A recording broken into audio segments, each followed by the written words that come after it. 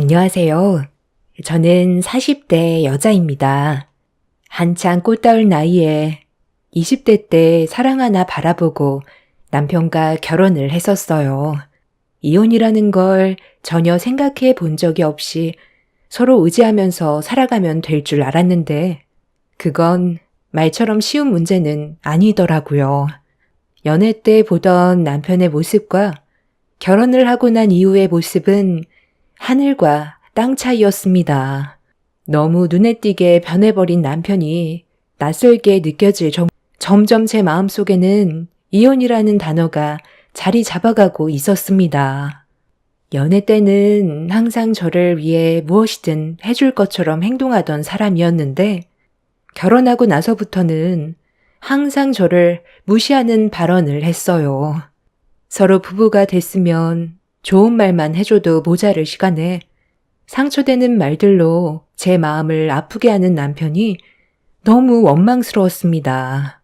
더 큰 문제는 대학생이었던 제 학업에 지장이 생길 정도로 스트레스를 많이 받았어요. 없는 형편의 부모님의 도움을 받아 의사가 되고 싶어 항상 열심히 했었는데 결혼 이후 좀 더 안정적인 생활이 가능할 것 같았던 제 생각과는 전혀 다른 전개로 흘러갔어요. 남편은 저를 심적으로 편안하게 해주지 않았고 항상 부정적인 시선으로 저를 바라봤어요. 제가 하는 모든 행동들을 걸고 넘어졌죠. 저는 이런 생활들이 너무 답답해서 진지하게 대화를 이어나갔고 남편이 저에게 가지고 있는 불만들이 무엇인지 속마음을 꺼낼 수 있게 최대한 분위기를 만들어 나가면서 남편이 무슨 생각을 가지고 있는지 충분히 알 수는 있었지만 너무 큰 충격과 실망에 결국 눈물까지 쏟게 되었습니다. 남들 다 합격하는데 너 혼자만 전문의 시험 떨어졌으면 이미 끝난 거 아니야? 그 머리로 어떻게 의사를 하겠다는 거야? 솔직하게 얘기해봐. 너 학교에서 놀고 먹기만 했지? 남들과 똑같은 시간 써가면서 학교 생활 했을 텐데 도대체 왜 너만 떨어진 이유가 뭐야? 또 이 핑계 저 핑계 되겠지? 나 때문이라고 얘기하게? 내가 시험을 망치게 했다는 말로 자기 합리화시키려는 거 아니야? 꼭 머리 나쁜 사람들이 남 탓을 하지. 실력 좋은 사람들은 아무리 안 좋은 상황이 닥치더라도 중요한 순간만큼은 집중해서 어려운 상황을 헤쳐나가는데 너는 처음부터 머리에 든 게 없었으니 시험에서 떨어진 거겠지. 1년 뒤에나 다시 시험 볼 수 있다며? 그때까지 어울리지도 않는 의사가 되겠다고 매달리고 있게? 그냥 내가 아는 사업 도와주는 게 현실적으로 서로에게 좋지 않을까? 그 머리로 그만 때려치우지 그래. 장인 장모님도 당신한테 얼마나 많은 실망을 했겠소. 당신은 의사 만들어서 인생 좀 바꿔보겠다고 지금까지 모든 걸 투자했을 텐데 시험에 탈락했다는 말을 들었을 때 하늘이 무너져 내리는 것 같은 느낌이 들었을걸?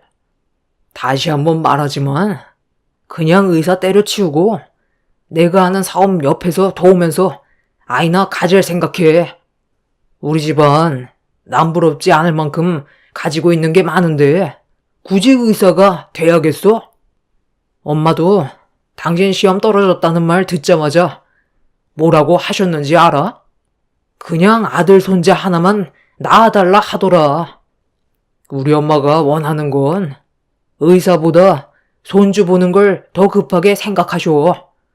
그러니까 당신도 이제 그만 마음 접고 가정에나 충실해. 남편은 이미 한 번 떨어진 시험, 다음에도 또 떨어질 게 뻔하다면서 시간 낭비하지 말라며 의욕을 상실하게 만들었어요. 남편의 말을 듣고 있던 저 또한 그동안 쌓였던 불만들에 대해 얘기하고 싶었지만 의사시험에 떨어진 저는 그냥 방으로 들어가 버렸어요. 시험에 떨어진 것 자체가 저에게 너무 큰 충격이었고 부모님께 많은 실망을 안겨드린 것 같아 정신적으로 너무 힘든 순간들이었어요. 다시 제 시험을 보기 위해서는 그만큼 시간도 많이 필요했고 자신감이 떨어진 만큼 다음번엔 잘할 수 있을지 그것 또한 확실하지 않아 고민이 많았었는데 엄마는 저에게 기회는 또 있을 거라며 위로의 문자를 보내주셨습니다. 그래도 의사가 되기 위해 힘들게 달려온 시간들이 있는데 시험 한 번 떨어졌다고 좌절하기보단 좀 더 철저하게 준비를 하기로 결정을 하게 되었습니다. 그래서 다음날 남편한테 다시 얘기했어요. 그동안의 시간들이 아까워서라도 시험을 또 봐야 할 것 같다고 최대한 좋게 대화로 풀어나갔습니다.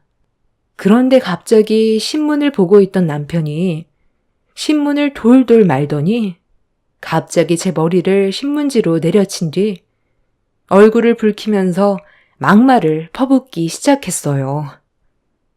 내가 전날에 했던 말 벌써 까먹은 거야? 아니면 그냥 한기로 흘려버린 거야? 너, 나 지금 무시하냐? 분명히 얘기했을 텐데. 전문의가 개나 소나 되는 줄 알아? 시험에서 떨어진 것부터가 너는 이미 자격이 없다는 건데 계속 헛발질만 하면서 살 거야? 우리 엄마가 말한 대로 아이 가질 계획하고 내 사업 도와주면 되는 거야. 여자가 집안일만 잘해도 집안이 화목해지고 충분히 인정을 받을 수 있다고. 괜히 고집만 부린다고 되는 게 아닌데 왜 이렇게 미련을 못 버려? 대학 나온 여자들이 왜 취업 안 하고 결혼해서 애 낳고 살아가는지 알아? 그만큼 여자가 사회생활 하기에는 이 세상에서 바라보는 시선이 평등하지가 않아서야. 당신이 아무리 발버둥 쳐도 밖에 내던져지면 우물한 개구리밖에 안 되는 거라고. 사업 도와주는 게 싫으면 그냥 내가 벌어오는 돈 쓰면서 앞으로 태어날 아이랑 잘 살면 그게 성공한 인생인 거야. 내 말 무슨 뜻인지 이해했지? 우리 엄마가 오늘 산부인과에서 검사 한번 받아보자고 했으니까 이따가 당신한테 연락하면 그때 약속 잡아. 당신한테 나는 그냥 아이 낳고 집안일이나 하는 주부로 살면 만족하는 거야? 세상이 아무리 살기 힘들더라도 나 또한 꿈이 있어. 어제 너무 충격받아서 얘기를 안 했지만 나 그동안 당신한테 쌓인 게 너무 많아서 스트레스를 많이 받고 있었어. 그러다 보니 시험 준비에 온 정신을 쏟을 수 없었고 당신이 나한테 항상 부정적인 시선으로만 바라봐서 자신감 또한 낮아졌었다고. 내 옆에서 응원해주고 심적으로 편안하게 만들어줬다면 시험에 합격했을지도 몰라. 내가 떨어지게 된 건 전부 당신 때문이야. 당신은 나 사랑해서 결혼한 거 아니야? 좋은 말 해주는 게 그렇게 힘들어? 나는 뭐 이런 삶을 살고 싶어서 이러고 있겠어? 나는 아직까지 아이 가질 생각 없고 다음 시험 준비할 거야. 이번에는 철저하게 계획해서 꼭 합격할 거니까 시험 보는 날까지 나한테 상처 주지 마. 그리고 당신이 뭔데 신문지로 내 머리를 내려쳐? 당신도 한번 똑같이 당해봐. 이게 얼마나 기분 나쁜지 알아? 당신이 하는 그 사업도 아버님 밑에서 배운 거잖아. 태어날 때부터 금수저였던 당신이랑 나는 바라보는 시선부터가 다르다고. 내가 의사가 돼야 우리 집안이 살아갈 수 있는 거고 앞으로의 삶이 변화될 수 있기 때문에 나는 꼭 의사가 되어야 한다고. 그러니까 내 앞에서 쓸데없는 말 하지 말고 각자 위치에만 집중하자. 내가 뭐라던 더 이상 신경 쓰지 마. 남편은 어이가 없다는 듯 저를 바라보고 있었어요. 그날 남편한테 쌓였던 감정을 돌돌 말린 신문지에 담아 남편의 머리에 사정없이 휘둘러 버렸어요. 사람마다 개인의 능력차가 조금씩 다를 수 있고 원하는 바를 이루는데 각자의 시간차가 다 다른 건데 저를 실패자로 생각하면서 막말을 퍼부었던 남편한테 너무 많은 실망을 했었어요.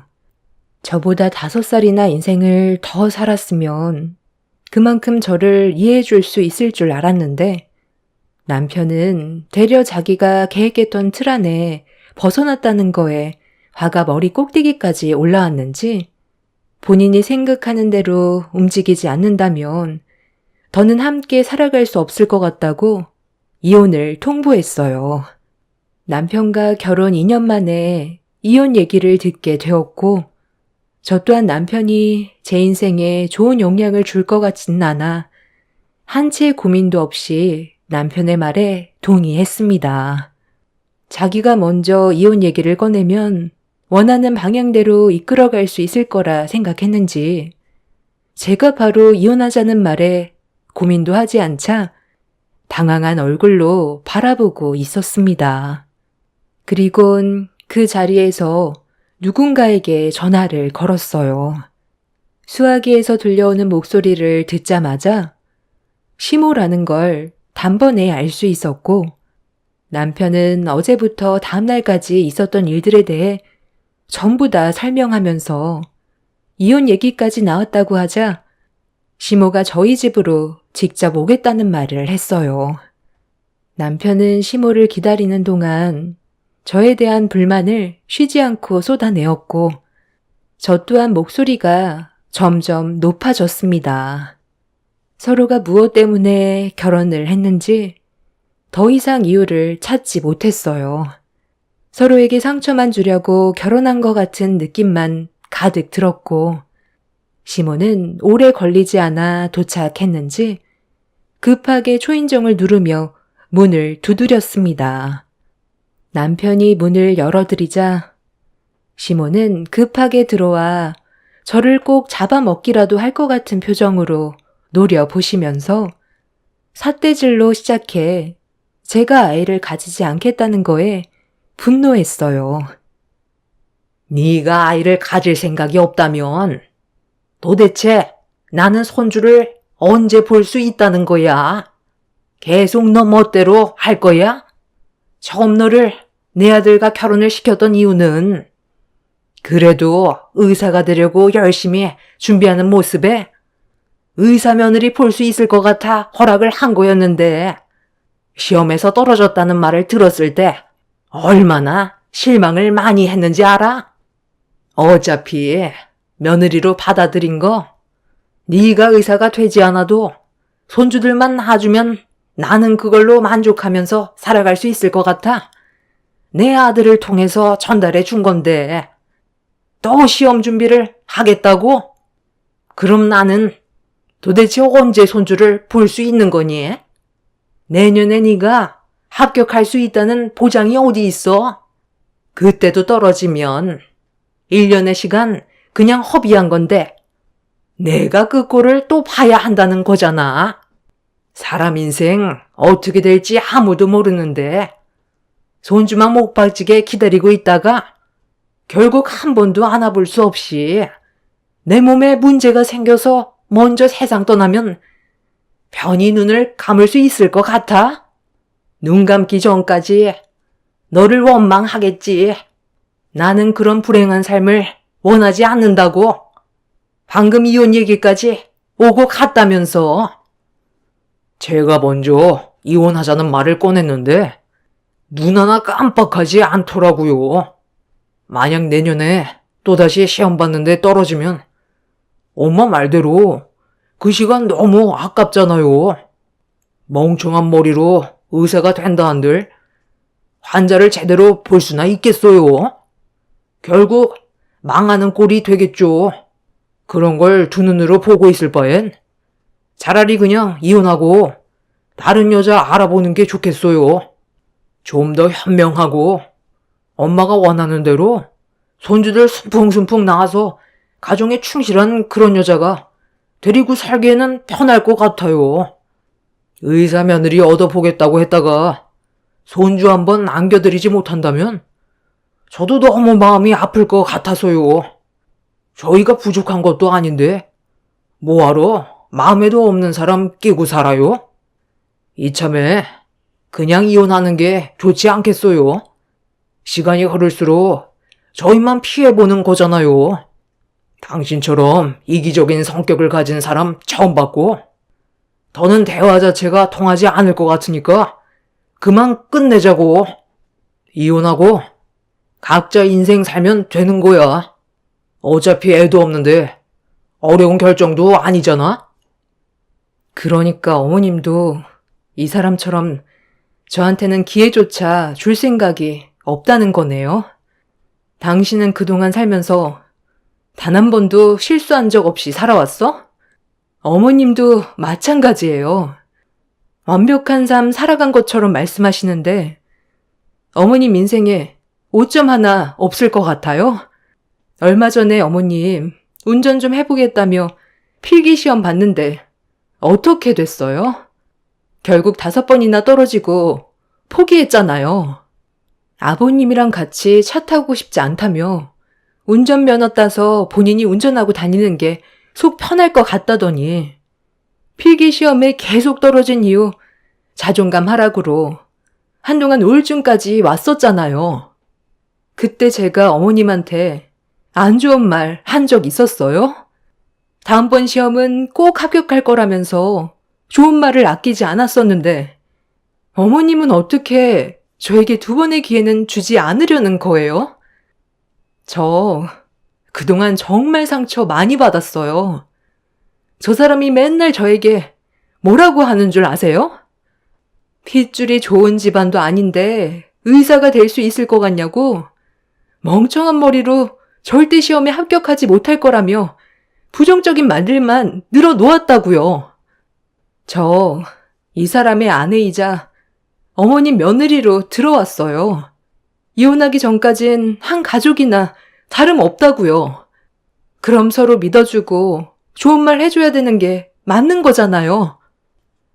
시모와 남편을 상대로 제가 가진 불만들을 전부 다 털어놓았고 이혼하겠다는 말에 이렇게 무시당하면서 살 바엔 하루라도 빨리 각자 갈 길 가는 게 현명할 것 같아 고민하지 않고 이혼을 결정했어요. 그렇게 지긋지긋했던 시댁 집안과의 연을 끊어내 버렸고 저는 남편과 이혼을 하게 되었습니다. 남편은 헤어지는 날에도 자기와 이혼한 걸 나중에 땅을 치며 후회할 거라고 저는 절대로 성공한 삶을 살아갈 수 없을 거라며 막말을 퍼부었습니다. 그렇게 남편과 이혼을 하게 된 이후 2번 다시 얼굴 볼 일은 없었어요. 그렇게 저는 제가 원하는 바를 이루기 위해 예전보다 더 많은 시간을 쏟아 부었고 그렇게 노력한 결과 전문의 시험에 합격할 수 있게 되었습니다. 만약 남편과 이혼을 하지 않고 시험을 준비했었다면 저는 또 탈락을 했을지도 모르지만 이혼을 하고 나서 심적으로 안정을 되찾게 됐는지 시험을 보는데 전혀 떨리지도 않았었어요. 시험이 끝났을 때도 또다시 떨어질 것 같은 불안함보단 합격할 수 있다는 확신이 들었습니다. 그렇게 저희 가족이 간절히 원하던 의사의 꿈을 이룰 수 있게 되었고 정신없이 살다 보니 어느새 제 나이는 40이 넘어가 버렸어요. 부모님은 좋은 남자와 결혼하길 원하셨지만 제가 40이 넘어가는 동안 남자를 만나지 않았던 건 과거에 겪었던 아픔들이 결혼 생활이라는 거에 질려버려서 저 혼자 사는 게 스트레스 안 받고 훨씬 더 행복한 삶을 살 수 있다는 걸 많이 느끼게 되었던 터라 결혼이라는 단어는 제 머릿속에서 떠난 지 오래였어요. 그리고 제 직업 특성상 누군가를 만나 좋은 관계를 유지할 수 있을 정도로 한가하지 않았어요. 저에게 도움을 받으러 오시는 분들 대부분이 지푸라기라도 잡는 심정으로 오시는 분들이고 정말 위급한 환자들만 봤기 때문에 수술도 많이 밀려 있어서 남자와 연애하는 그런 시간은 아예 꿈도 꿀 수가 없었죠.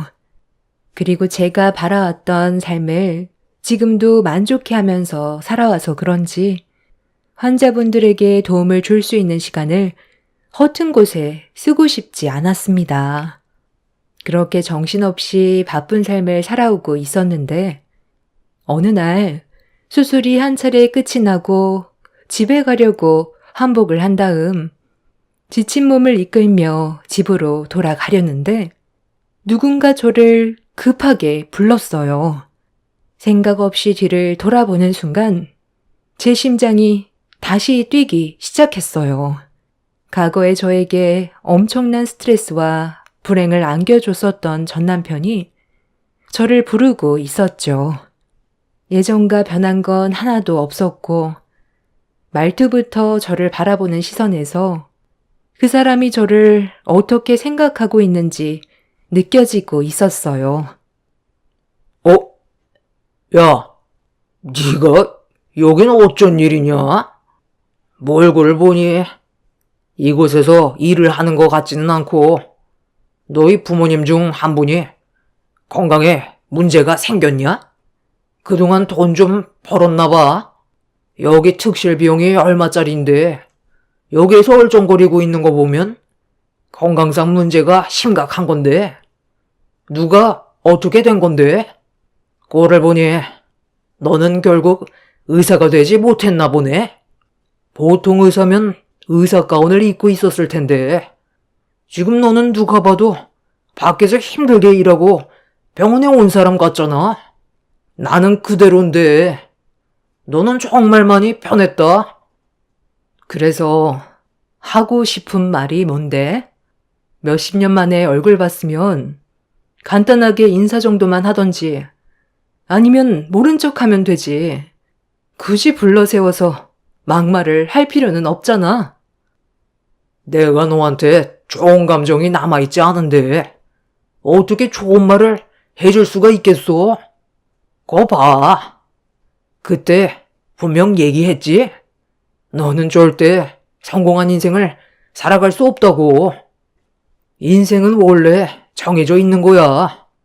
밑바닥에 있는 사람이 아무리 기어 올라봤자 그 삶이 크게 변하진 않거든. 사람은 겉모습만 보고 판단하면 안 된다고 하지만 너는 딱 봐도 성공한 인생은 아닌 것 같네. 여기 특실도 대출 받아서 들어온 거지? 부모 잘못 만나 병원 치료비도 만만치 않겠소. 내가 지금 몸에 문제가 좀 생겨서 수술 받으려고 왔지만 큰돈 들어가면서 여기 온 이유가 있거든. 내 머릿속에 자라고 있는 종양을 최대한 안전하게 제거해 줄 수 있는 의사가 여기에 있다더라. 내일 상담받기 전에 입원 절차 밟았는데 여기 예약이 얼마나 많은지 2달이나 걸렸다. 다른 병원에선 수술을 거부하는 내 머릿속에서 자라고 있는 종양을 여기 의사는 분명 제거해 줄 거고 나는 또 성공한 내 인생을 개척해 나가겠지. 너처럼 구질구질한 인생과는 비교도 안 될 정도로 나는 성공했고 내 자식들만 벌써 셋이야. 너는 아직 결혼도 못했지? 딱 봐도 그래 보인다. 겉모습이 여자 같아야 팔이라도 꼬이지. 인생 끝난 것처럼 그러고 다니면 오던 파리도 도망가겠다. 전 남편의 말을 더는 듣고 싶지 않았어요. 본인의 몸 상태가 좋지 않다는 걸 알면서도 그 성격은 전혀 바뀌지 않았습니다. 자기 자랑만 늘어놓고 사람의 겉모습만 보고 불행한 삶을 살고 있는 것 같다고 판단한 전 남편이 너무 한심해 보였어요.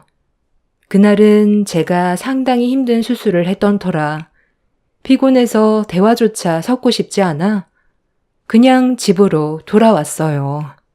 곧 저와 전 남편과의 위치가 바뀔 거라는 걸 전혀 알지 못하는 그놈이 어떤 반응을 보이게 될지 너무 궁금했었습니다. 그렇게 다음날 다시 병원으로 출근을 했고 의사 가운을 걸친 뒤 수술을 받기 위해 2달이나 기다렸다는 전 남편이 어떤 상태인지 상담을 받기 위해 기다렸어요. 그리고 잠시 뒤 첫 환자로 상담을 받으러 들어온 전 남편과 시모가 문을 열고 들어왔습니다. 제가 의사 가운을 걸치고 있는 모습을 마주하게 된 전 남편은 전혀 상상조차 하지 못했던 상황을 마주했는지 눈동자가 심하게 흔들렸고 전시모 또한 의사가 된 저를 보며 입을 다물지 못하고 있었어요. 아니, 네가 어떻게 이 자리에 있는 거냐? 아니, 그럼 뇌종양 수술로 유명하다던 의사가 너였다는 거야? 나는 남자 의사인 줄 알았는데 네가 뇌수술 전문이라고? 네, 잘 알고 오신 것 같은데 뭐가 문제죠? 제가 의사가 된 게 문제인 건가요? 아니면 뇌종양 수술 전문의인 게 잘못인 거예요? 제가 오늘 저 사람 집도이예요. 뭐라고? 너 어제 왜 나한테 얘기 안 했어? 나 가지고 노니까 기분 좋았냐? 의사가 됐다면 말 한마디 해줄 수 있는 거 아니야? 올해 시험은 합격했나 보네. 너까지 게 뇌종양 전문의로 손에 꼽힌다고? 웃기고 자빠졌네. 네가 담당 의사인 줄 알았다면 나는 절대 이 병원에 오지 않았을 거야. 내 2달의 시간 당장 보상해. 지금 뭔가 착각하고 있는 것 같은데 네가 나한테 빌어야 되는 거 아니야? 당신 앞에 앉아있는 사람은 예전에 알던 내가 아니야. 의사로서 당신의 몸 상태를 확인해 보려고 이 자리에 앉아 있는 거라고. 다른 병원에서 전부 수술을 거부해서 결국 여기까지 오게 된 거라며? 얼마나 심각하길래 다른 병원에서 다들 수술을 거부했을까? 잘못 건드리면 세상을 떠나게 될지도 모를 정도로 심각한 상태인 것 같은데 지금처럼 열 올리는 거 몸에 정말 안 좋아. 뇌종양이 있을 때 혈압은 더 큰 문제를 가지고 오니까 일단 진정하고 대화로 풀어가는 게 좋지 않겠어? 살려고 왔으면 상담은 받아봐야지. 이런다고 달라지는 건 없을 텐데. 그래. 일단 어떤 식으로 수술을 할 건지 드러나 보자. 얘가 그동안 얼마나 노력했으면 이 자리까지 올라왔겠어. 예약이 밀려 있을 정도면 그만큼 실력을 인정받은 건데 여기 아니면 이제 갈 곳도 없잖아. 집에서 기다리고 있는 애들을 생각해야지. 지금 자존심 그딴 거 다 필요 없다. 세상 떠나면 끝인 거라고. 역시 보호자분이 상황 판단이 빠르시네요. 여기로 오시는 분들 대부분이 거의 손을 쓰기 힘들 정도로 심각해진 상태에서 오신 환자분들이에요. 그래서 수술 후에 후유장애가 생기게 되지만 그래도 생활을 할 수 있다는 게 어디예요? 세상 떠나는 것보단 낫잖아요? 계속 그렇게 서 있을 거야? 일단 자리에 좀 앉지? 내가 정신 나갔다고 내 머리를 너한테 맡길 것 같냐? 멍청한 너한테 내 머릿속에 있는 종양 제거해달라고 했다가 과거에 너한테 상처 준 일들 때문에 보복하려고 수술 잘못되게 만들 수도 있는데 정신 나갔다고 내 머리를 맡기겠어? 차라리 다른 곳에서 수술을 하는 게 훨씬 낫지. 내가 눈을 감는 한이 있어도 너는 인정 못해. 전 남편은 저에게 절대 뇌종양 수술을 맡기지 않겠다면서 상담실을 뛰쳐나갔어요. 의사인 제가 위급한 환자를 위해 수술을 해야 되는 건 당연한 거였지만 전 남편의 태도와 저에 대한 불신이 저 또한 수술을 하고 싶지 않게 만들었어요. 전시모는 전 남편을 뒤따라 나가더니 밖에서 설득을 시키려고 노력했지만 전 남편은 세상을 떠나도 절대 저에게는 수술을 받지 않겠다면서 퇴원수속을 밟았습니다. 한번 나가게 되면 다음은 더 많은 시간을 기다려야 하는데 저에게는 죽어도 맡기기 싫었나 보더라고요. 결국 전 남편은 병원을 나가 다른 병원을 알아보게 되었습니다.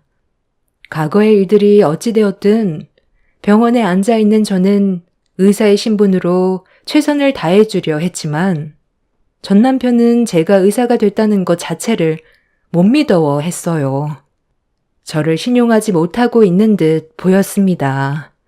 그렇게 며칠의 시간이 지나고 전시모가 전 남편의 부인까지 데리고 다시 저희 병원에 찾아왔어요. 잠깐 대화 좀 하자고 하길래 시간을 내드렸고 다른 의사들은 전 남편의 몸 상태를 보더니 수술은 불가능하다며 마음의 준비를 하는 게 좋을 거라고 거절을 해서 더 이상 갈 곳이 없다는 말을 꺼냈어요. 눈 한 번 딱 감고 그때 수술을 했다면 상황은 달라졌겠지만 이미 차례를 기다리고 있는 다른 환자분들도 급한 상태라 다시 전 남편의 수술을 먼저 진행하기는 힘들다고 설명을 해드렸어요. 그리고 제 말이 끝나자마자 전시모는 오열을 하면서 살려달라며 애원을 했지만 모든 건 절차가 있기 때문에 전 남편의 수술로 인해 다른 환자에게 피해를 줄 수는 없었습니다. 전시모는 다시 예약을 잡겠다면서 이번부터 하겠다는 말에 그렇게 하라고 했지만 전 남편은 제가 일하는 병원에는 절대 오려고 하지 않았어요. 결국 자신의 고집 때문에 위급한 상태에서도 제대로 된 조치를 받지 못해 쓰러지게 되었고 저희 병원이 아닌 다른 병원에서 급하게 수술을 진행하게 되었지만 아직까지 깨어나지 못하고 있습니다. 담당 의사의 말로는 아마 깨어나기 힘들 것 같다고 하네요.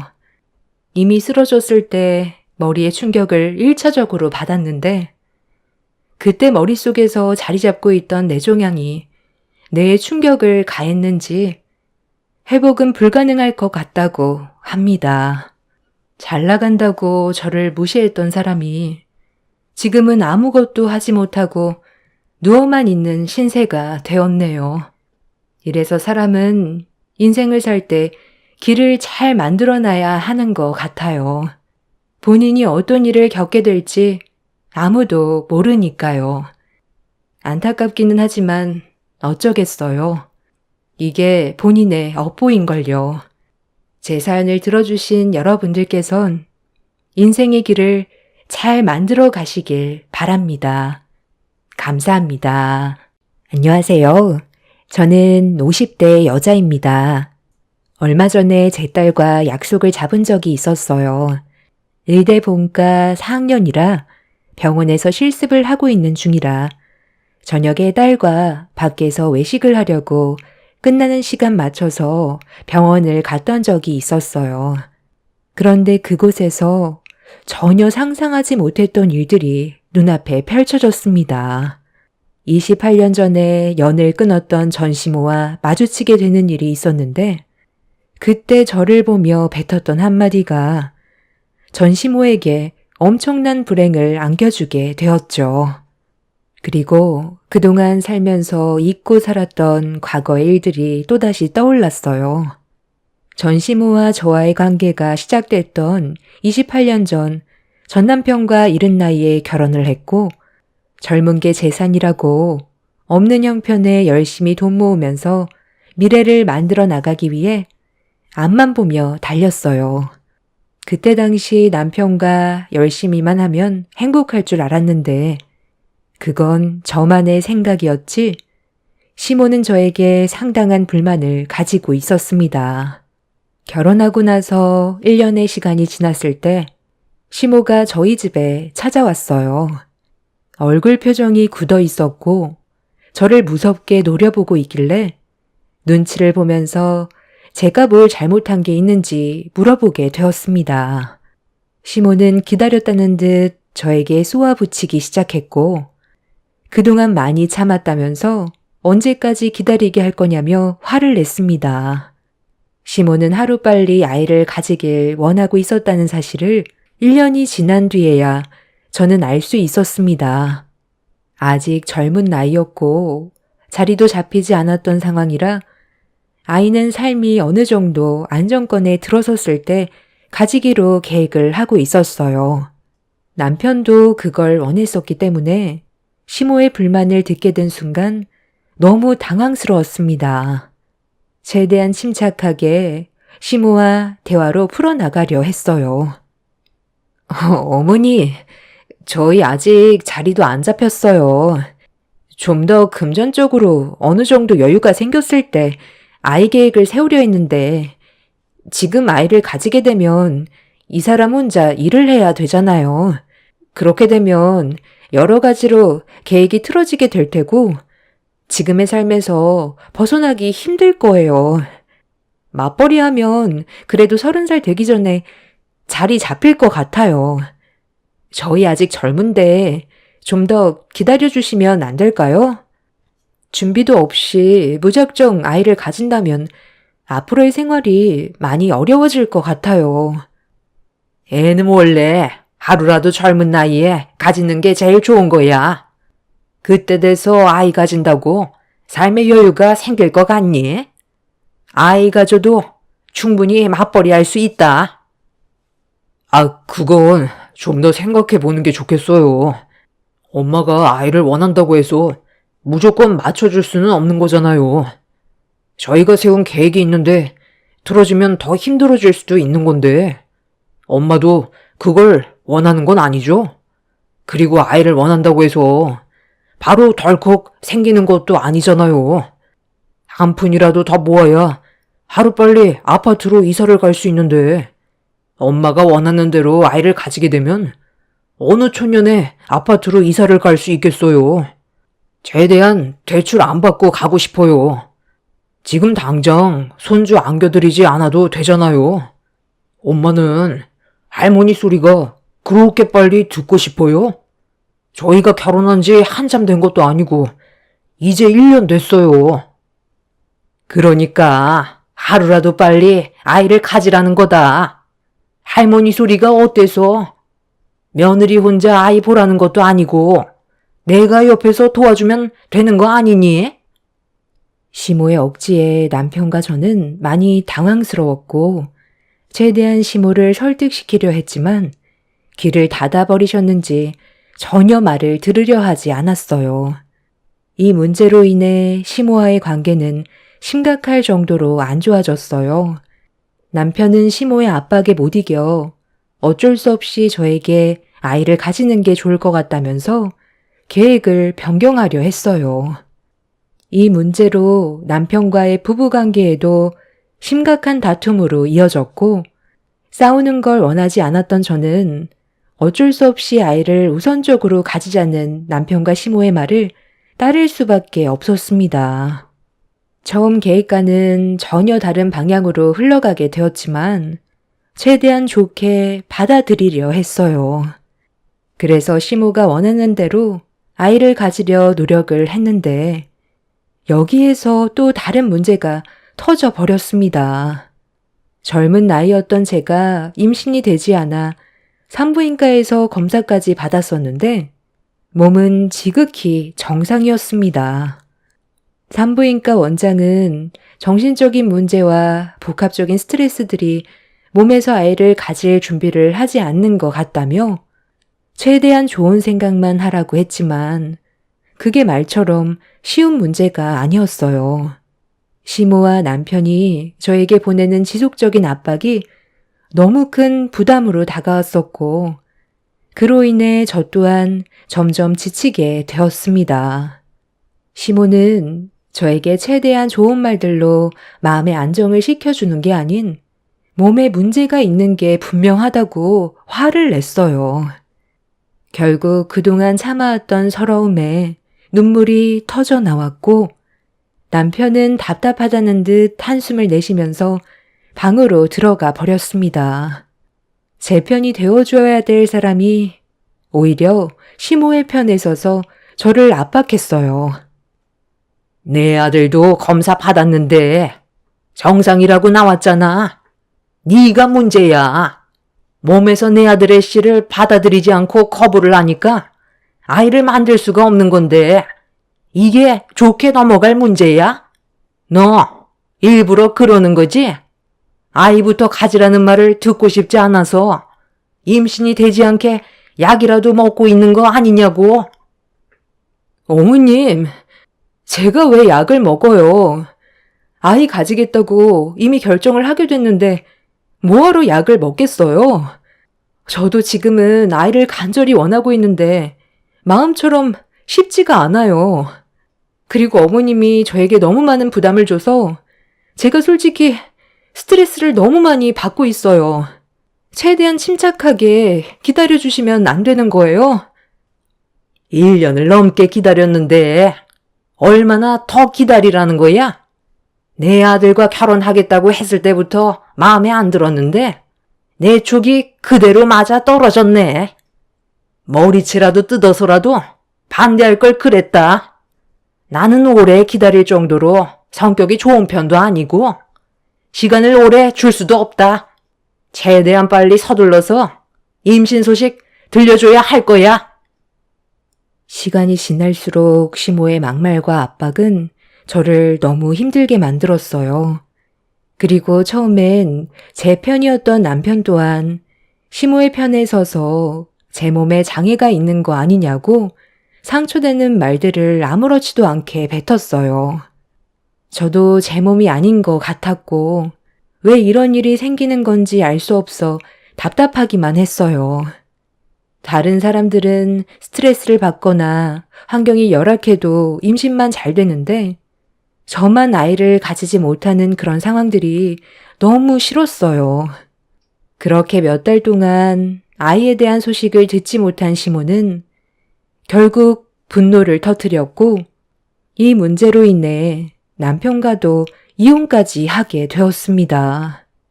퇴근하고 집에 들어와 저녁 식사 준비를 하고 있었는데 시모와 남편이 같이 들어왔어요. 그리고 남편의 손에는 한약 박스가 들려 있었습니다. 시모가 온다는 말을 남편한테 듣지 못했던 저는 좀 당황스러웠지만 최대한 침착하게 행동을 했어요. 저를 죄인 보듯 쳐다보던 시모는 남편의 손에 들려있던 한약 박스를 건네받은 뒤 주방 테이블에 올렸습니다. 그리고 한약 한 차를 꺼내들어 가위로 뜯더니 바로 들이키라며 제 얼굴을 향해 내밀었어요. 조심스럽게 어떤 한약인지 물어봤는데 시모의 한마디에 경악을 하게 된 저는 거절을 할 수밖에 없었습니다. 그냥 모르고 먹는 게 좋을 텐데 굳이 알고 싶다면 얘기해 주마. 내가 지금 너한테 주는 이 한약은 몸에도 엄청 좋지만 아이를 가질 계획이 있는 사람들이 먹으면 바로 임신이 된다고 하더라. 예약해 놓으면 한참 뒤에나 받을 수 있을 만큼 대기자들도 엄청 많아서 이거 한 달치 구하는데도 꽤 오래 기다렸다.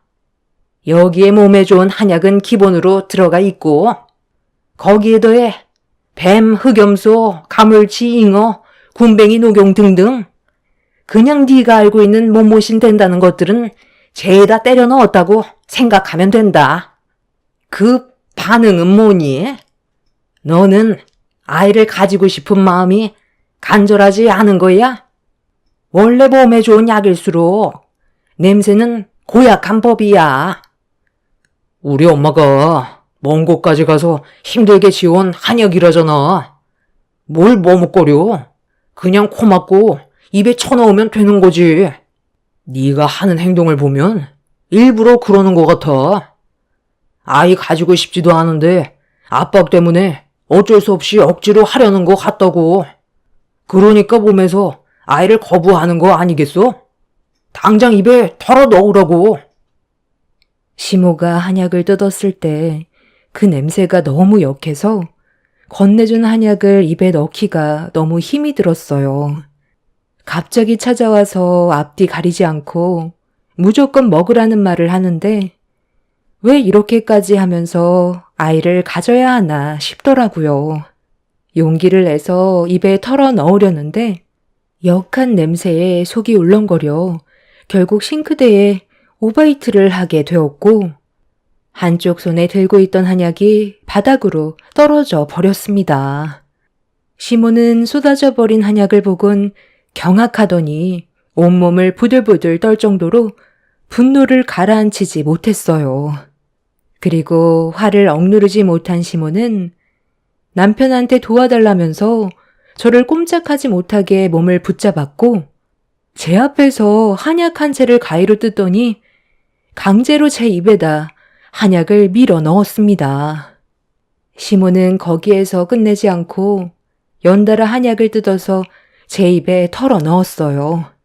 발버둥 치면서 온몸에 범벅이 되어버린 한약과 시모와 남편의 충격적인 행동에 정말 이건 아닌 것 같아 저를 붙잡았던 남편을 향해 거침없이 손을 올려 버렸습니다.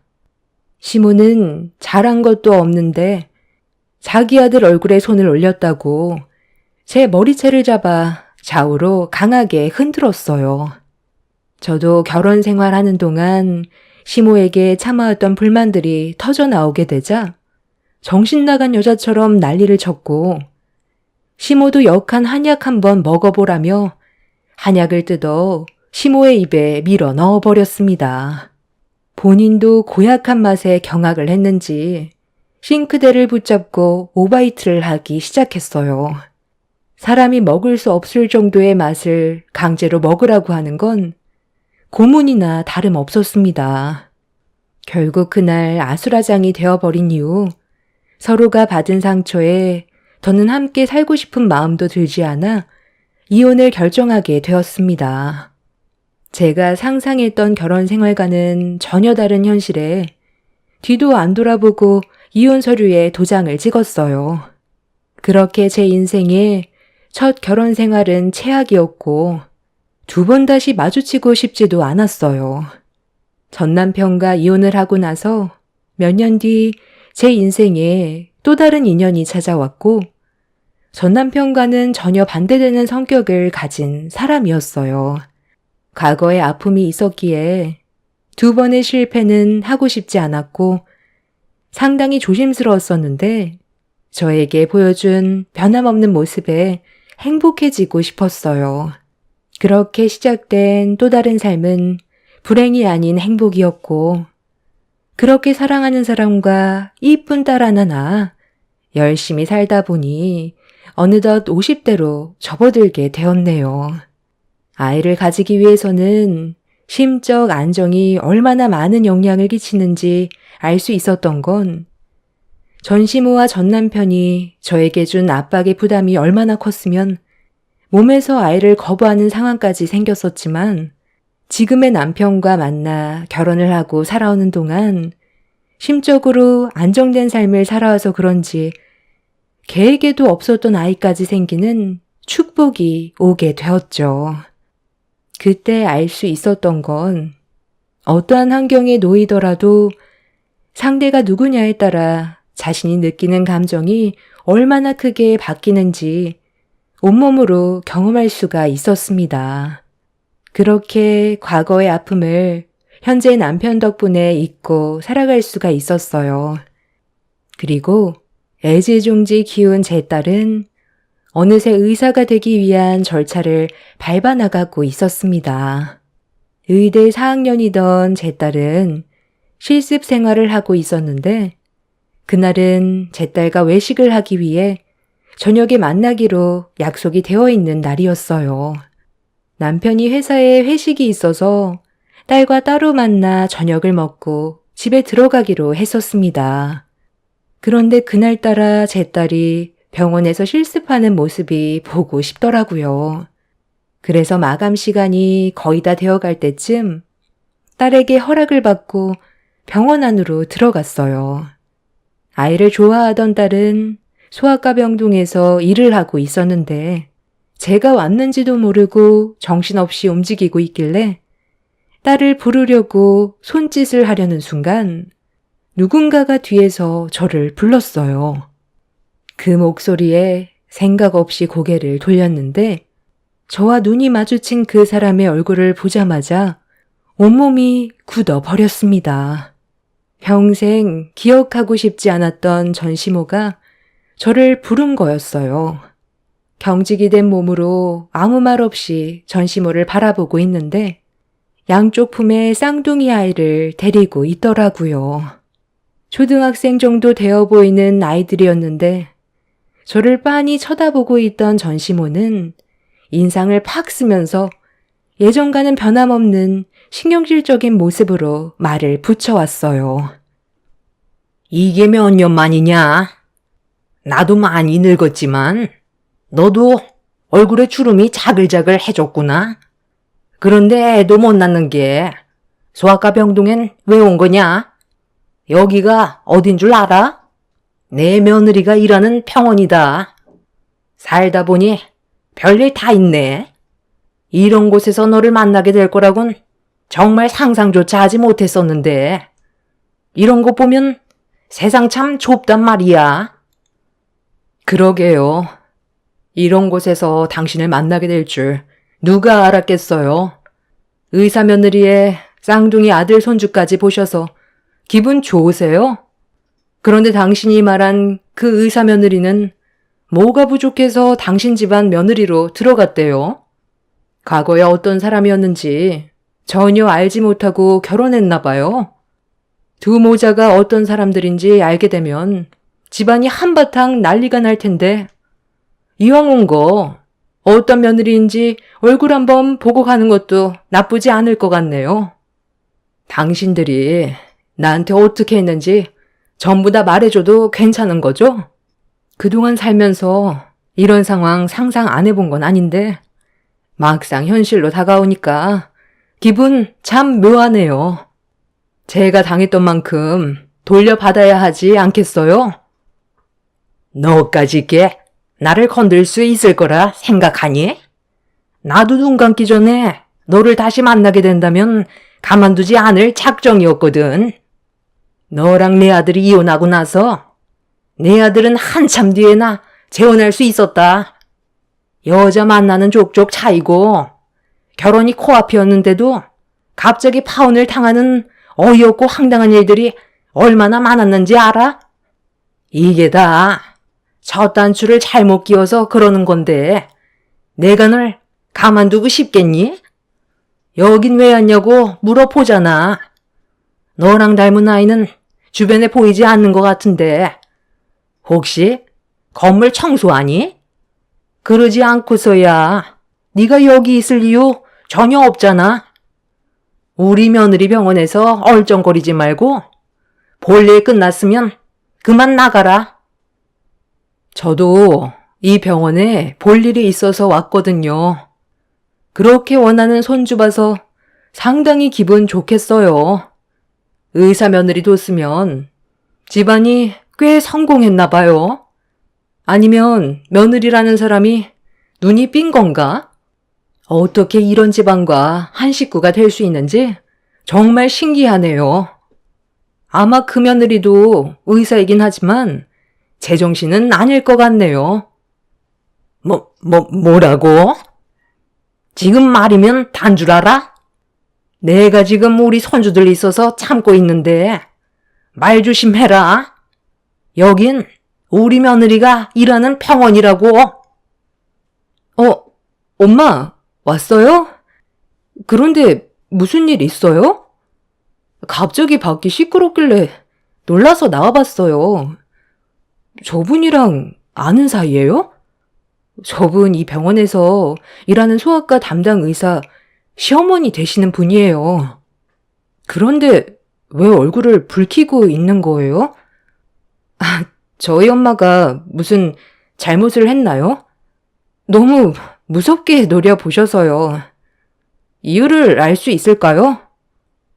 방금 뭐라고 그랬어? 엄마? 그쪽이 딸이라고? 아니, 그럼 내 아들과 이혼하고 다른 남자 만나서 결혼을 했다는 거잖아. 이렇게 큰 딸이 있었어? 이거 봐봐. 내 이럴 줄 알았다니까. 그때 일부러 아이를 안 가진 거지? 이 정도 컸으면 내 아들과 이혼하고 얼마 안 있다가 재혼했다는 건데 바로 임신을 했다는 거네. 네, 바로 임신이 되더라고요. 그때 저에게 얼마나 많은 상처를 줬으면 아이를 가지지 못했겠어요. 그런데 지금 생각해보면 그때 당신 집안의 아이가 제 뱃속에서 태어나지 않았다는 게 너무 감사한 일이더라고요. 하마터면 평생 족쇄처럼 불행이 따라다닐 뻔했는데 아이를 안 가져서 이혼까지 할 수 있었잖아요. 저는 지금도 그때 그런 상황들이 정말 하늘이 도와준 것 같아요. 덕분에 이렇게 이쁜 제 딸이 생겼고 곧 의사가 될 수 있거든요. 지금 너무 많은 축복을 받아서 행복한 삶을 살고 있는데 당신의 인생은 의사 며느리 뒀으면서 얼굴에 불만이 가득하네요. 지금 살고 있는 삶이 만족스럽지 않나 봐요. 제 말이 끝나자마자 전시모는 제 딸이 보는 앞에서 저한테 발길질을 했어요. 전시모의 발길질에 넘어지게 되자 놀란 제 딸은 뭐 하는 짓이냐고 병원에서 소리를 질렀고 담당 의사부터 시작해서 간호사들까지 병동 대기실에 서 있는 저와 시모를 번갈아 보며 쳐다보고 있었습니다. 그리고 그 사이 누군가 시모에게 말을 걸었어요. 어머님. 아, 갑자기 무슨 일이세요? 저기요. 그쪽이 뭔데 지금 우리 어머님한테 큰 소리 치는 거죠? 여기 병원인 거 알면 조용히 좀 하셔야죠. 내가 예전에 전 며느리에 대해서 한번 얘기했었지? 아이를 가지지 못하는 장애를 가진 며느리가 우리 집안을 속이고 들어왔었던 거 말했었잖아. 아, 그럼 저 아줌마가 어머님이 말씀하신 전 며느리였던 사람이에요? 딱 봐도 빈곤해 보이네요. 저런 몸으로 어떻게 아이를 가질 수 있었겠어요? 어머님은 저런 여자를 며느리로 들일 생각을 하셨어요? 그래도 천만다행인 건 그때 아이를 가졌어도 문제가 됐었겠어요. 그렇게 되면 저를 만날 수 없었을 거잖아요. 가진 것도 없어 보이는데 평생 가난에 쪼들려 살았을 건데 그런 불행을 안 겪은 것만도 천만다행인 거죠. 어머님은 의사 며느리 두셨잖아요. 그냥 상대 마세요, 어머님. 일과 윤 교수님? 아, 이분은 저희 엄마세요. 저 실습 끝나고 집으로 가기 전엔 저녁 먹고 들어가려고 잠깐 대기실 앞에서 기다리고 계셨던 거예요. 그리고 저희 엄마에 대해 무슨 말을 들었는지 모르겠지만 방금 한 말은 좀 심한 것 같은데요? 누구 때문에 저희 엄마가 상처를 받았는데요? 그래서 지금 나한테 큰 소리 친 거야? 본과 실습생 주제에 감히 교수인 나한테 목소리를 높여? 너 레지던트 생활 종치고 싶니? 아주 두 모녀가 쌍으로 정신이 나갔구만. 제 딸이 틀린 말 한 건 아닌 것 같은데요. 어떤 며느리를 들였는지 더는 안 봐도 될 것 같네. 그 나물에 그 밥이라고 어떤 집안인지 안 봐도 훤히 보이네. 저는 더 이상 대화할 가치도 없을 것 같아 딸을 데리고 밖으로 나가려 했어요. 그런데 교수인 여자가 뒤에서 제 머리채를 잡아 강하게 끌어당겼습니다. 뒤이어 전시모 또한 과거에 풀지 못한 감정들을 폭발시켰고, 제가 당하고 있자 옆에서 말리던 딸은 교수와 전시모를 강하게 밀쳤어요. 그리고 화가 잔뜩 올라온 얼굴로 전시모에게 삿대질을 하면서 의사 며느리인 여자가 얼마나 인간 쓰레기인지 저도 모르고 있었던 일들에 대해 전부 털어놓았습니다. 어차피 남의 가정사라 들어도 못 들은 척 지나간 적이 많았었는데 당신들이 지금 하는 짓들을 보니까 그렇게까지 안 해줘도 된다는 걸 확실하게 알았네요. 지금 당신 옆에 끼고 있었던 저 손주들이 누구 아이인지 알고는 있어요? 한 번에 쌍둥이를 낳았다는 거에 기뻐서 그 뒤가 어떤 배경이 있는지 전혀 보이지가 않죠? 저 쌍둥이 손주들이 친손주 같으세요? 부정하고 싶겠지만 진실은 언젠가 밝혀지게 되어 있거든요. 친자 검사는 단 한 번도 안 해봤죠? 의사의 며느리가 다른 남자의 아이를 가졌다는 걸 생각해 본 적은 없었을 테니 당연히 친자라고 생각했었겠죠. 그런데 이거 어쩌죠? 당신 옆에 끼고 있는 그 손주들 피 한 방울 안 섞인 남의 자식인데 당신 앞에서만 착한 척하는 며느리지 당신 집안들 몰래 강적으로 유흥에 미쳐있는 사람이라고요. 며칠 전에도 저희 시습생 동기들과 같이 밖에서 술 한잔하고 있었는데 옆에 끼고 있던 남자가 그쪽 아드님이 아닌 다른 사람이던데요? 이미 저희 동기들 사이에선 벌써 소문이 자자해요. 증거물들을 흘리고 다닐 정도로 이 남자 저 남자 막 만나고 다니는 교수라고 유명한데? 그거 모르고 있었죠? 제 핸드폰에 찍혀있는 사진에도 매번 바뀌는 남자들의 모습이 전부 담겨 있어요. 제가 저번에 제일 마지막에 병원 정리하고 나가려는데 그때 화장실에서 무슨 말을 들었는지 알아요? 쌍둥이 아이들이 누구 아이인지 확실치 않아서 그쪽 아드님의 유전자와 검사를 해봤는데 불일치로 나왔다면서 누가 친아빠인지 찾아야 할지 아니면 그냥 이대로 살아야 할지 고민 중이라고 누군가와 통화를 진지하게 하던데 이런 사실 전혀 모르고 있었죠? 그날 걱정하면서 병원 밖으로 나갈 때도 다른 남자 차에 올라타는 거 제 두 눈으로 똑똑히 봤거든요. 제 딸이 충격적인 말을 꺼내자마자 전시모의 며느리는 입담을 나며 제 딸의 뺨에 손을 올렸어요. 저도 살면서 단 한 번도 딸의 얼굴에 손을 댄 적이 없었는데 잘못도 없는 제 딸이 뺨을 맞게 되자 저는 눈이 돌아버려 그 여자의 얼굴을 사정없이 올려 붙였어요. 그리고 옆에 있던 다른 실습생들 또한 제 딸의 편에 서서 전시모의 의사 며느리가 얼마나 인생을 막 살았는지에 대해 증거물을 전부 보여줬고 품에 안고 병원으로 들어왔던 쌍둥이 손주들이 자기 친손주가 아니라는 사실과 전 남편 몰래 바람을 피우고 있었다는 걸 알게 되자 그 자리에 털썩 주저앉았습니다. 딱 봐도 의사인 그 여자는 40대 중후반에 손주들은 초등학생 정도 되어 보였는데 전 남편은 저와 같은 50대이니 당연히 남자로 안 보였겠죠. 의사 타이틀을 가지고 있으니 얼마나 많은 남자들이 달라붙었겠어요.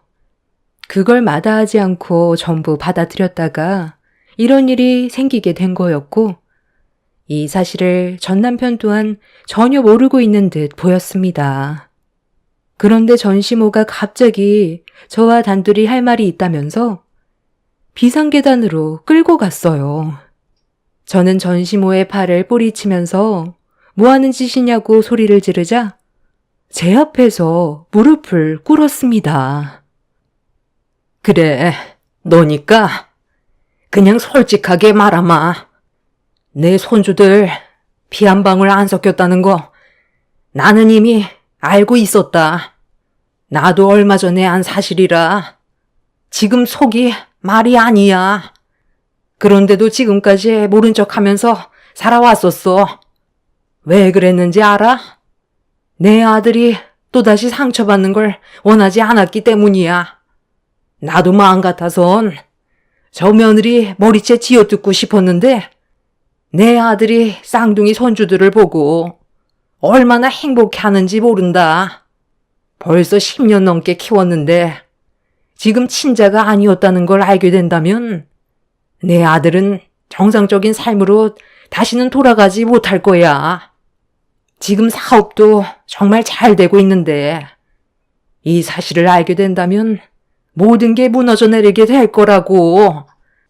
이렇게 부탁할게.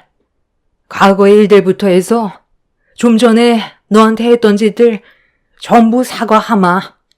우리 며느리가 손 올린 것부터 해서 금전적인 보상 다 해줄 테니까 너만 입 다물면 아무 일 없을 거다. 제발 그렇게 해줄 수 있는 거지? 그러니까 처음부터 그냥 알아도 모른 척 지나갔으면 되는 일이었는데 괜히 저희 가족을 건드려서 왜 일을 이렇게 크게 만들어요? 그쪽 집안이 어떻게 되든 저는 상관없잖아요? 제가 지금 가장 화가 나는 건 내 딸에게도 상처를 줬다는 거예요. 내 딸이 받은 상처와 내가 그동안 받았던 상처 무릎 꿇고 빌면서 애원을 해도 받아줄 수 없을 것 같네요. 금전적인 보상이면 뭐든 다 해결이 되는 줄 아나 본데 나는 당신들 집안 전체가 무너지는 걸 내 두 눈으로 똑똑히 봐야 그동안 받았던 상처들이 쓸려 내려갈 것 같거든요. 그리고 잘못된 건 당연히 바로잡아야 하지 않겠어요? 이거 놓으세요.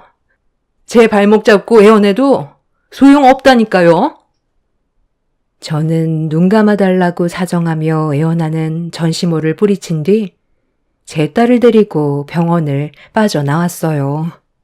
그리고 그날 이후 제 딸의 동기들이 가지고 있던 증거물들을 한꺼번에 취합해 전 남편이 일하는 곳을 알아내서 등기로 붙이기 위해 준비를 해놓은 상태입니다. 보내기만 하면 끝인데 며칠 전에 전시모가 제 딸에게 연락해 저와 만나게 해달라고 사정을 했어요. 한 번만 눈 감아달라며 폭풍 같은 눈물을 쏟아내었습니다.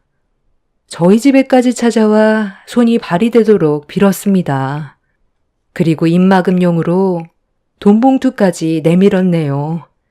그 안에는 합의금으로 2억이 들어있었지만 저희가 받은 상처 법적으로 처벌하겠다고 다시 돌려보냈어요. 저를 건드리는 것도 용납할 수 없지만 제 딸을 건드린 건 절대로 용서할 수가 없습니다. 저는 내일 전 남편의 회사에 그 교수라는 여자가 바람을 핀 거와 쌍둥이 아이들이 친자가 아니라는 사실을 알려주려고요.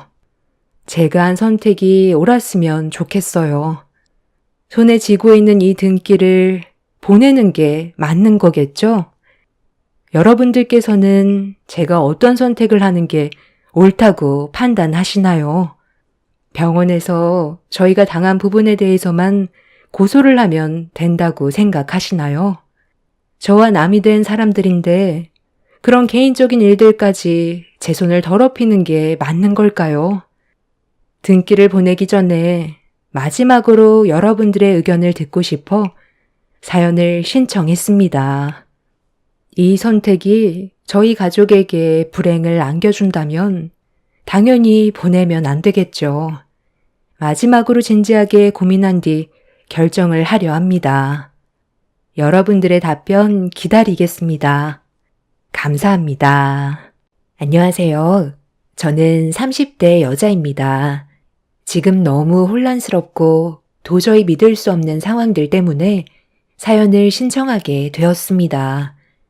저 혼자선 감당할 수 없을 정도로 너무 큰 충격을 받아서 그런지 아직까지도 온몸이 진정이 되지 않고 있어요. 수전증 마냥 키보드 위에 올려놓은 손이 떨려오고 있는 중이지만 용기 내서 현재 제 상황에 대해 풀어보도록 하겠습니다. 남편과 결혼 생활을 한 지 2년 정도 되었는데요. 시댁 식구들과 전혀 문제되는 건 없었고 완만한 관계를 유지해오고 있었어요. 남들처럼 평범하게 살아오던 제 삶에 갑자기 변화가 찾아온 건 어느 날 아주버님이 결혼할 여자가 생겼다는 말을 듣게 됐을 때부터였어요.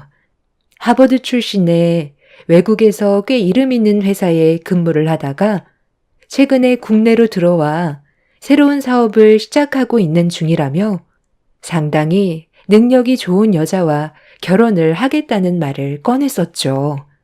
아주버님의 나이가 저와 10살이 넘게 차이가 나는 편이라 상당히 늦은 나이에 결혼을 하게 되는 거였지만 그래도 좋은 분을 만나 결혼까지 바라보는 모습을 보니 정말 신기하더라고요. 평생 결혼은 안 할 것 같았던 아주버님이 여자를 데려온 것도 놀랄 일이었죠. 오로지 일밖에 모르는 성격이라 온 가족이 아주버님의 말을 들었을 때 입을 다물지 못했었어요. 아주버님의 삶은 성공적인 인생이었는데도 결혼은 생각조차 하지 않았어요. 가족들과 함께 시간을 보내는 걸 더 중요시 생각했었고 자기 개발에 더 많은 시간을 투자했던 사람이라 결혼은 아예 관심조차 없는 줄 알았습니다. 그런데 갑자기 시부모님 앞에서 결혼하고 싶은 여자가 있다고 하니 얼마나 놀랍고 기분이 좋았겠어요. 문제는 아주버님의 결혼 통보가 시부모님한테는 예민하게 다가왔는지 제가 시댁 집안의 며느리라는 걸 좀 껄끄럽게 생각하고 있는 것 같았어요. 평소와 다른 분위기와 시댁 식구들의 태도에 저 또한 그런 점들이 서운하게 다가왔었습니다. 하지만 최대한 내색하지 않았어요. 그동안 힘들게 쌓아왔던 시댁과의 관계가 무너지는 걸 원하지 않았던 저는 여러 가지 상황들을 최대한 좋게 해결하려고 했어요. 이번 주 주말에 내 큰아들과 진지하게 결혼을 생각한 여자가 인사 올 예정인데 아무래도 네가 그 자리는 좀 피해주는 게 좋겠다. 우리 집안의 며느리가 될 사람이 하버드 출신이라는데 너는 중졸밖에 안 나왔으니 그걸 안 좋은 시선으로 볼 수도 있을 거 아니야. 사람마다 생각하는 게 달라서 그런 것들을 흠으로 생각할지도 모른다. 너 하나 때문에 우리 큰아들 결혼하는데 걸림돌이 되는 걸 원하지 않아서 최대한 조심하려는 거니. 시애미 말에 불만을 안 가졌으면 좋겠구나. 서로 얼굴 붉히는 것보단 이해해주면 좋잖니. 내 말에 섭섭한 건 아니지? 차후에 어느 정도 준비가 됐을 때 너도 인사시킬 테니까 일단 그렇게 알아둬라. 저도 같은 생각이에요. 아무래도 세수 씨가 그 사람과 동서지간이 될 거라 얼굴을 제일 많이 마주할 텐데 대화하던 도중 중졸이라는 얘기가 나온다면 대화 자체를 섞고 싶어 하겠어요. 그냥 중졸이라는 것도 숨기는 게 좋겠어요. 그런 거 괜히 알려봤자 좋을 거 하나 없잖아요. 그리고 제가 그 사람 데리고 왔을 때까지 음식 만드는 건 도와준다 해도 모두 한자리에 모였을 때는 잠깐 방에 들어가 있어 주든지 하세요. 그 사람이 남들 보는 시선 같은 걸 상당히 예민하게 생각하고 있어서 재수 씨가 가족도 없고 그동안 홀로 살아왔다는 걸 알게 된다면 저와의 결혼에 대해 다시 생각해 볼 수도 있을 거예요. 그러니 좀 불편하더라도 결혼식을 올리기 전까진 투명 인간처럼 우리 집안에 없는 사람처럼 지내는 게 좋겠네. 기분 나쁘거나 하진 않죠. 서운하게 생각하지 말고 결혼하기 위한 절차니까 재수 씨가 이해 좀 해줘요. 나 그동안 일만 하고 살았어요. 여자 하나 제대로 만나본 적 없이 성공을 위해 앞만 보며 달려왔고 벌써 나이가 40이 넘어버렸는데 남은 인생 나도 사랑하는 사람과 새로운 출발을 해야 되지 않겠어요? 이 모든 게 가족을 위해서다 생각하고 재수 씨가 적극적으로 도와줘요. 이 사람이 마음이 얼마나 넓은데 그런 걸로 서운해하는 거 절대 없으니까 형 결혼하는 데나 신경 써. 미안한데 당신 밥 다 먹었으면 자리 좀 비켜줄래?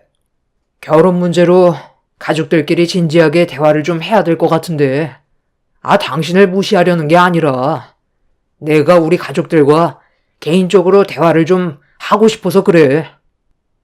제 인생에 흠이 많아서 그걸 시댁 식구들은 불편해하고 있었어요. 그간 그런 제 삶을 안쓰럽게 여기고 저를 아껴준 시댁 집안 사람들의 가족 구성원이 되기 위해 정말 많이 노력을 했었습니다. 그리고 저도 한 가족이 된 줄 알았었는데 아주버님의 중요한 결혼 문제가 저를 당황스럽게 만들었어요. 전혀 예상하지 못한 식구들의 행동들을 어떻게 받아들여야 할지 모르겠더라고요. 남편의 부탁으로 자리를 피해주긴 했는데 제 감정이 좋지 않아 한참 뒤에 방으로 들어온 남편한테 제 입장에 대해 서운했던 점들을 대화로 풀어나갔어요. 그런데 남편의 낯선 반응이 저를 놀라게 만들었습니다. 당신이 서운하게 생각한다고 내가 그걸 다 받아줄 수는 없는 거잖아. 우리 엄마가 얘기한 건데 내가 반박할 수도 없는 거고 그날 하루 일단 조심해 달라는 건데 그게 불만이야? 우리 가족이 지금 얼마나 예민한지 알고 있지? 이럴 땐 서로가 이해해주고 노력해야 되는 거라고. 어떤 상황인지 당신이 알지 못하는 것들이 많다니까. 그래, 나도 어머님이 무슨 말씀을 하셨는지 다 이해하고 있어. 그런데 다들 평소와 너무 다른 모습이라 내가 어떤 식으로 행동을 해야 될지 모르겠더라고. 그냥 시키면 아무 말도 하지 말고 불만도 가지지 말고 하라는 대로 하면 되는 거야. 그동안 그렇게 살아왔잖아. 평소와 다를 거 전혀 없어. 그저 당신이 식사 자리에 함께하는 것만 잠깐 피해달라는 거잖아. 어려운 거 없는데 이것 가지고 서로 불편하게 만들 거야? 당신이랑 내가 하루 이틀 살아갈 것도 아니고 앞으로 평생 얼굴 보고 살아야 되는데 우리 형 결혼식 당신 때문에 파투라도 나면 나랑 웃으면서 지낼 수 있겠어? 당신은 낄 때 끼고 빠질 때 빠져주면 되는 거야. 그게 어려운 건 아니잖아. 나 내일 아침 일찍 나가봐야 돼. 대충 무슨 말인지 알아들었지? 형 결혼 문제로 서로 예민하니까 조용히 따라줘.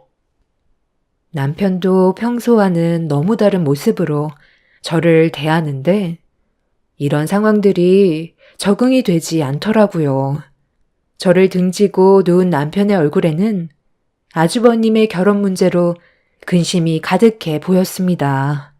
모두가 원하고 있는 걸 서운하다는 이유 하나 때문에 집안 분위기 망치고 싶지 않아 그냥 시키는 대로 하는 게 좋을 것 같았어요. 그게 서로 얼굴 붉히지 않는 일이고 남편 말대로 앞으로 함께 살면서 좋은 관계를 유지할 수 있는 유일한 방법인 것 같았습니다. 저보다 손이 동서로 들어올 예비 형님이 어떤 사람인지 궁금했었지만 그런 거 하나 일절 물어보지 않았어요.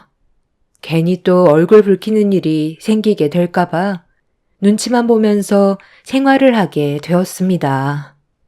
한 지붕 아래 가족 모두가 함께 사는 건 여간 어려운 게 아니었지만 시무와 남편이 원해서 시댁에 사는 걸 결정했었는데 처음으로 그 결정에 대해 후회하는 일이 있었어요. 어머님, 지금 뭐 하시는 거예요? 다락방에서 뭐 찾는 거라도 있으세요? 제가 좀 도와드릴까요? 내일 아주버님과 결혼할 여자분 인사 온다고 음식 준비하신다면서요. 지금 아니면 시간이 안 될 것 같아. 미리 정리 좀 해두려고 하는 거다. 네가 내일 들어가 있을 곳이다. 예비 며느리가 집 구경 좀 한다고 돌아다니다가 괜히 너랑 얼굴 마주하면 그게 더 껄끄럽잖아. 그러니까 내일 식사 준비 끝나면 여기에 들어가 있으면 될 거다. 이 정도 공간이면 잠깐 동안 충분히 지낼 수 있잖아. 네? 내일 이 좁은 다락방에 들어가 있으라고요? 어머님, 이건 좀 너무한 거 아니에요? 차라리 밖에 있다가 연락 주시면 그때 들어오든지 할게요. 이건 정말 아닌 것 같아요. 제가 어머님 집안에 며느리로 생활하는 게 그렇게 마음에 안 들고 창피하세요? 저 이 집 식구 된 지 2년이 넘었어요. 그동안 저를 아껴주시고 진심으로 대해주시는 것 같아 너무 행복했었기 때문에 어머님이 자리를 피해달라고 하셨을 때 이해하고 넘어가려 했었다고요. 그런데 이건 도저히 받아들이지 못하겠어요. 허리 펴기 힘든 이 좁은 다락방에 제가 왜 들어가 있어야 하는지도 모르겠고 어머님이 무슨 생각으로 저를 이곳에 두려고 하는지 이해가 안 돼요. 내일 아주버님이 결혼할 분을 데려오기 전에 일찍 나갈 테니 그만 정리하세요. 솔직히 저 지금 너무 서운하고 상처받았어요. 그래서 여기에 안 들어가겠다고? 너 지금 희애미 말 무시하는 거니? 다 생각이 있으니까 이러는 거지. 쓸데없이 이곳을 정리하겠어? 네가 나가 있으면 내가 필요할 때 바로 부를 수가 없잖아. 최대한 내 근처에 있어야 내일 도움이 필요할 때 다락방에 있는 너한테 도움을 요청할 수 있을 거 아니야? 그렇게 생각이 없니? 며칠 전에 내가 분명 얘기했을 텐데 쓸데없는 생각하지 말고 시키는 것만 잘하면 된다고 말했던 거 기억 안 나? 나도 이러고 싶지 않지만 상황이 어떻게 될지 모르잖아. 그래도 이건 아닌 것 같아요. 제가 언제 어머님이 시키는 거 거절한 적 있었나요? 단 한 번도 없었고 여태껏 정말 열심히 살아왔었어요. 제가 많이 부족하다는 걸 알기 때문에 어머님이 저를 며느리로 받아주셨을 때 너무 감사했었고 가족 구성원이 된 만큼 실망시켜드리고 싶지 않아 정말 열심히 살아왔었다고요. 그럼 이번에도 그냥 시키는 대로 하면 되지 무슨 말이 그리 많아? 서로 웃고 지내면서 만든 추억은 금방 잊혀지지만 서로의 마음에 상처가 남겨진 건 평생 간다고 그랬다. 이 문제로 너와 내가 상처받아서 평생 얼굴 붉히면서 살았으면 좋겠니? 그런 걸 원하지 않는다면 내일 하루 딱 눈 감고 시애미가 시키는 대로 해라. 시모는 화가 많이 났는지 저에게 처음으로 목소리를 높이면서 강요를 했어요. 그날 너무 마음이 안 좋았고 당장이라도 집 밖으로 뛰쳐나가고 싶었지만 제 행동으로 인해 모든 걸 그르칠 수도 있다는 생각 때문에 아무것도 하지 못하고 다락방 안을 정리하고 있는 시모를 멍하니 바라볼 수밖에 없었습니다. 이 문제로 퇴근하고 집에 들어온 남편과 진지하게 대화를 이어나갔는데 남편 역시 시모가 시키는 대로 하면 아무 일도 일어나지 않는다고 다락방 안에도 힘들게 청소했으니 그날 하루 눈 딱 감고 시모의 말을 따르길 원하고 있었습니다. 누구 하나 제 편이 없었어요. 저를 친딸처럼 생각해 주신 시부에게 도움을 요청하려 했는데 시부는 저와 단둘이 있는 자리를 만들고 싶지 않았는지 계속 피해 다니고만 있었습니다. 시댁 식구들이 저를 따돌리는 것 같아 기분이 정말 안 좋아지자 그날 잠 한숨 못 자게 되었고 다음날까지 좋지 않은 감정이 유지가 된 상태에서 아침 일찍 일어난 시모의 옆에서 일손을 도왔습니다. 묵묵히 상차림을 준비하고 있던 시모는 평소와 다른 모습으로 한마디 말도 없이 음식을 만드는데 열중하셨어요. 그렇게 음식이 준비가 거의 다 끝나가고 있는데 아주버님한테 연락이 왔고 거의 다 도착했다는 말에 가족들은 정신없이 분주하게 움직이고 있었습니다. 저는 그 모습을 멍하니 바라만 보고 있었고 뒤이어 초인종 소리가 집안에 울려 퍼지자 시모는 갑자기 제 손목을 콱 움켜쥐더니 다락방으로 끌고 갔습니다. 제가 들어가지 않으려 하자 남편이 뛰어오면서 시모를 도와 저를 다락방 안으로 밀어 넣었어요. 시모는 예비 손위동서가 될 형님이 갈 때까지 찍소리 하지 말고 있으라며 연락 줄 때까지 다락방에서 나오지 못하게 했어요. 그리고 뒤이어 아주버님과 함께 온 여성분의 목소리가 집안에 울려 퍼졌고 시모와 남편은 급하게 거실로 내려가 인사를 주고받으면서 주방으로 걸어가는 소리가 들렸습니다. 처음 겪어보는 상황이라 어떻게 해야 될지 모르겠더군요. 제가 왜 이런 대우를 받아야 하는지 이해할 수가 없어 다락방에 있는 저 또한 점점 화가 치밀었고 다락방 안이 너무 좁아 답답하게 느껴지자 숨이 턱턱 막혀와 다락방 문을 조심스럽게 열었습니다. 어느 정도 공기가 순환이 되자 그제서야 제 기분이 좀 가라앉을 수 있었는데 주방에서 서로 웃으면서 주고받는 대화 소리가 들렸어요. 그런데 갑자기 웃고 떠들던 대화 소리가 끊기더니 한참 동안 침묵이 흘렀고 좀 전까지 좋았던 분위기와는 전혀 다른 방향으로 흘러가기 시작했어요. 그리고 남편은 예비 형님한테 당장 경찰서에 신고하겠다며 목소리를 높였습니다. 분위기가 심각하게 흘러가는 것 같아 무슨 상황인지 파악을 하기 위해 다락방에서 나온 저는 위에서 주방 쪽을 바라보고 있는데 시댁 식구들과 예비 형님의 대화 내용에 경악을 했고 왜 이런 상황을 만들었는지 그제서야 이해할 수가 있었어요. 지금 이게 뭐 하는 짓이야? 이 사진을 나한테 보여주는 이유가 뭔데? 다시 한번 말하지만 나는 사진 속 여자를 처음 봤고 전혀 모르는 사실이라고. 지금 그쪽이 거짓말할 상황이 아니라는 거 더 잘 알 텐데. 사태 파악을 못하는 것 같은데 내 전화 한 통이면 그쪽 인생 나락으로 떨어진다는 거 몰라? 그래, 사실대로 말하는 게 좋을 거다. 너 내 큰아들과 결혼해서 뭔 짓을 꾸미려고 한 거지? 내 아들이 그동안 힘들게 쌓아온 노력을 네가 전부 다 빼앗으려 했었다며? 네? 제가요? 중원 씨, 그동안 나를 그렇게 보고 있었던 거야? 내가 지금까지 당신한테 보여줬던 마음은 아무것도 아니었어? 어떻게 나를 그런 사람으로 취급해? 내가 이미 전부 뒷조사 해봤어. 너무 딱 맞아 떨어지는 게 겹치는 부분이 많아서 이상하게 생각했었는데 아닐 거라고 믿고 싶었거든.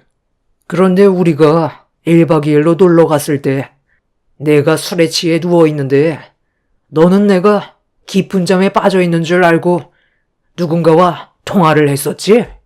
이게 지금 네가 거짓말을 하고 있다는 증거야. 여보세요? 아, 그래. 지금 술 퍼먹어서 누가 잡아가도 모를 정도로 뻗어 있으니까 걱정 안 해도 돼. 앞으로 내가 하는 얘기 잘 들어. 그래야 많은 돈을 거머쥘 수가 있다고. 도대체 뭐가 그렇게 불안한 건데? 그럼 이대로 굶어 죽을 거야? 우리가 한 번도 아니고 이번이 두 번째인데 두려울 게 뭐가 있어? 그때처럼 사고사로 처리되게끔 준비하면 되는 거야. 문제될 거 전혀 없으니까 당신은 내가 시키는 대로만 따라와 주면 돼. 이번 일 끝나면 또 해외에서 한동안 지내면 되는 거라고.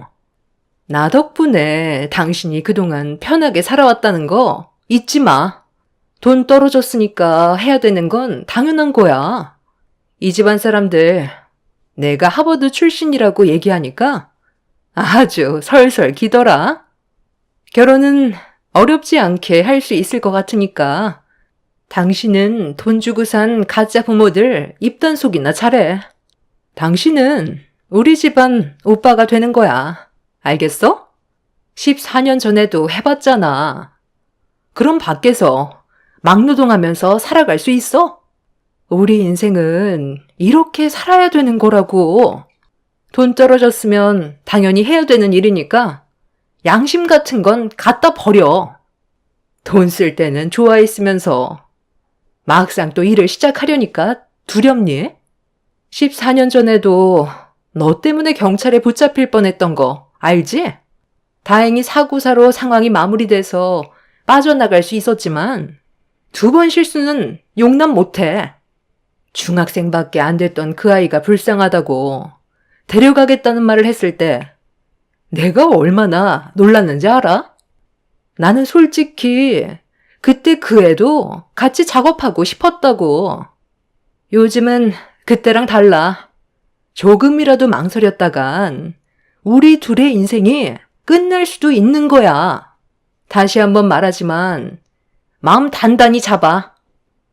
아주버님과 결혼을 하겠다던 여자가 정체 모를 남자와 통한 내용을 재생시켰는데 온몸에 소름이 돋았어요.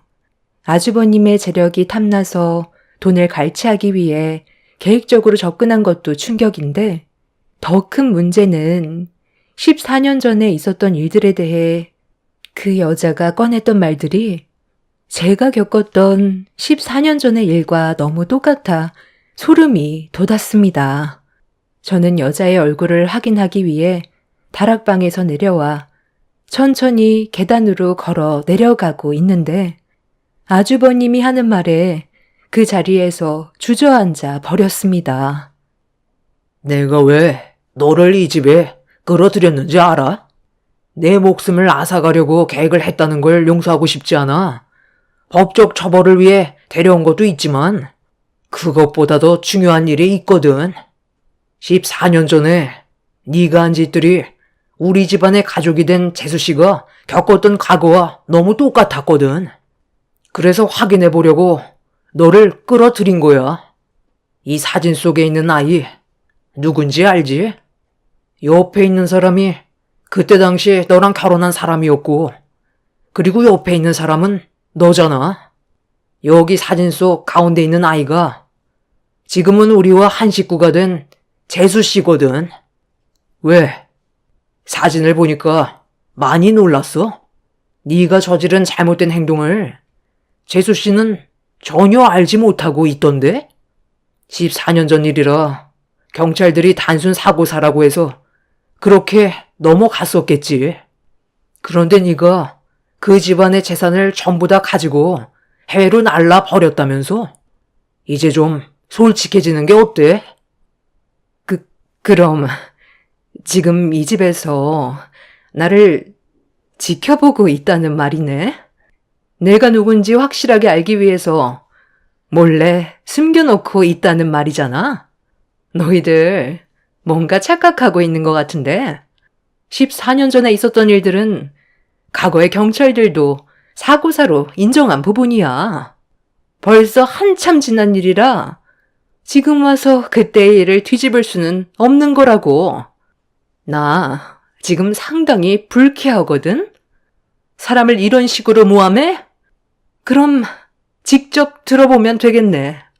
애기씨, 지금 보고 있는 거 다 아니까 그만 나와요. 나 알죠? 무서워서 못 나오고 있는 거예요? 당장 나와서 네가 해명을 해야 내 억울함이 풀릴 거 아냐. 이 넓은 세상에서 왜 하필 네가 이곳에 있는 건데? 애기씨, 좋은 말 할 때 지금 당장 내 앞에 나오는 게 좋을 거예요.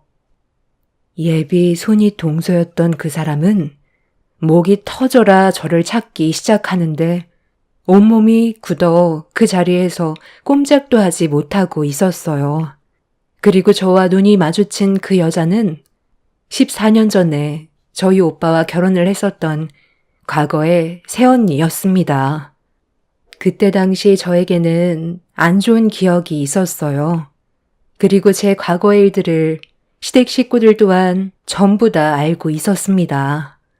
아주 어렸을 적 제가 태어난 지 얼마 안 됐을 때 엄마가 잠깐 한눈판 사이 제가 타고 있던 유모차가 움직여서 교통사고가 날 뻔했던 걸 막으려다가 엄마가 사고로 세상을 떠난 적이 있었어요.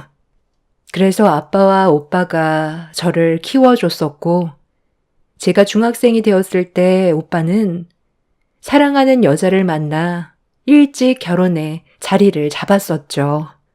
그런데 아빠도 갑작스러운 암으로 세상을 떠나게 되면서 아빠의 회사를 같이 운영하던 오빠와 새언니 곁에서 살아갈 수밖에 없었습니다. 저는 늦둥이라 오빠와 12살이 넘게 차이가 났었어요. 그때 당시 새언니는 저를 친동생처럼 아껴주었고 서로 의지하면서 열심히 살아왔었죠. 그런데 어느 날 갑자기 오빠가 교통사고로 세상을 떠나게 되었고 중학교 졸업을 앞둔 저는 가족 모두를 잃어 새언니의 품에서 살아갈 수밖에 없었습니다. 그리고 여기에서 문제가 시작되었습니다.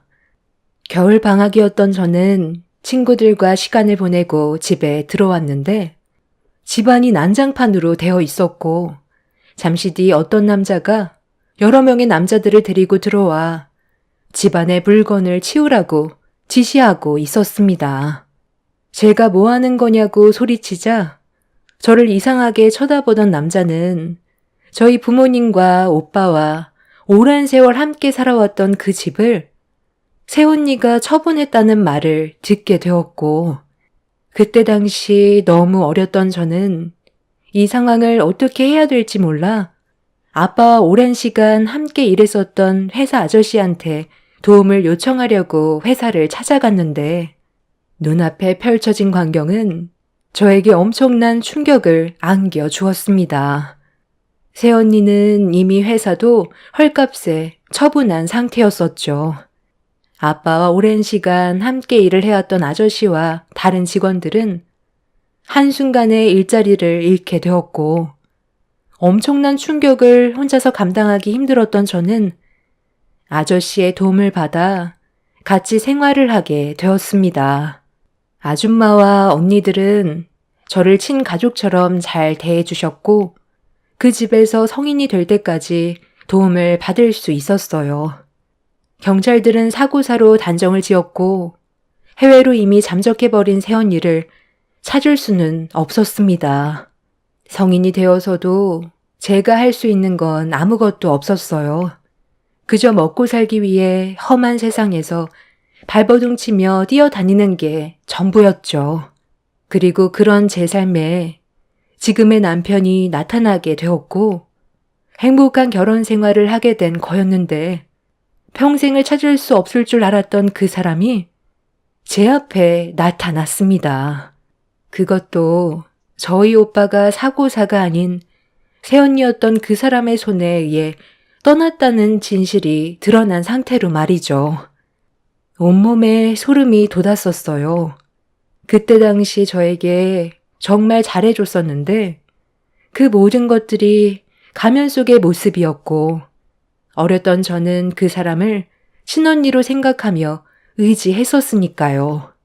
다락방에 나와 주저앉아 있는 저를 발견한 그 여자는 저에게 성큼성큼 다가와 자기는 잘못한 게 없다며 시댁 식구들한테 과거에 있었던 일들에 대해 설명하고 자기를 밖으로 보내달라는 어이없는 말을 늘어놓기 시작했어요. 너무 큰 충격을 받아 아무 말하지 못하고 있자 그 여자는 자기 말을 알아듣지 못하냐고 멱살을 잡아 무서운 눈빛으로 저를 바라봤습니다. 그리고 이런 상황을 지켜보고 있던 시모가 달려와 그 여자의 머리채를 잡아 사정없이 흔들면서 딸 같은 며느리 몸에 함부로 손을 댔다고 난리를 쳤어요. 계단에서 굴러떨어진 그 여자는 고통스러워하며 비명을 질렀고 시모는 저에게 미안하다면서 그 여자가 저와 정말 연관이 있는 사람인지 그리고 추가적인 증거들이 나올지 몰라 저에게 신변 위험이 생기게 될까봐 다락방에 잠깐 들어가 있으라고 했던 거라면서 처음부터 어떤 상황인지 알고 있었는데도 말하지 못한 거에 대해 미안하다고 하셨어요. 결정적인 증거를 잡기 위해 선택한 거라며 그동안 제가 겪었을 아픔들에 대해 시모는 용서를 구하며 저를 안아주셨습니다. 남편은 쓰러져서 일어나지 못하고 있는 그 여자를 바라보며 경찰서에 신고를 했어요. 14년 전에 있었던 계획적인 범행을 저지른 범인이 아주버님까지 해하려는 계획을 가지고 접근했다며 서둘러 연행해달라고 전화통화를 하고 있었습니다. 제가 과거에 겪었던 아픔들을 시댁 식구들한테 말하지 않고 속으로 숨기고만 있었다면 제 눈앞에 쓰러져 있던 그 여자한테 오히려 역으로 당했을 수도 있었던 상황이었어요. 제가 어떤 삶을 살아왔는지 전부 다 알고 있었기 때문에 시댁 식구들은 저를 지키기 위해 모든 게 확실해질 때까지 말을 하지 않았던 거고 저를 안전하게 지켜줄 수 있었습니다. 그리고 그 여자가 전화통화했던 그 남자도 결국 붙잡히게 되었고 저는 14년 전에 범행을 저지른 범인들을 이제서야 처벌을 내릴 수 있게 되었습니다. 오빠를 세상 떠나게 하고 모든 재산을 가지고 해외로 도망간 그 여자는 징역 20년 이상 선고받게 될 확률이 크다는 말을 들을 수 있었어요. 과거에 했던 잘못과 또 현재의 추가적인 계획 범행을 저지르려는 행동들이 죄질이 안 좋다고 생각해 형벌은 무거워질 것 같습니다. 전혀 알지 못했던 일이 밝혀져 지금 현재 너무 큰 충격을 받아 온몸이 떨려오고 있지만 그래도 오빠가 억울하게 당한 그때의 일들을 이제야 풀 수 있게 돼서 제 마음도 한결 편해졌습니다. 그리고 무엇보다 저를 진심으로 가족처럼 생각해주는 시댁 식구들이 함께 있어서 너무 감사했어요. 앞으로 법정에 서게 될 일이 자주 있을 것 같은데 여러분들께서 저에게 힘이 되는 응원의 한마디 해주셨으면 좋겠어요. 저희 오빠를 해한 그 사람들이 제가 원하는 법적 처벌을 받을 수 있기를 간절히 바랄 뿐입니다. 제 사연을 여러분들께 털어놓게 되니 어느 정도 마음의 안정을 찾을 수 있었습니다. 오늘 하루 여러분들의 삶은 슬픔이 아닌 행복만 가득하시길 바라며 법적으로 어떤 결과가 나왔는지 판결이 났을 때 다시 찾아오도록 하겠습니다. 감사합니다.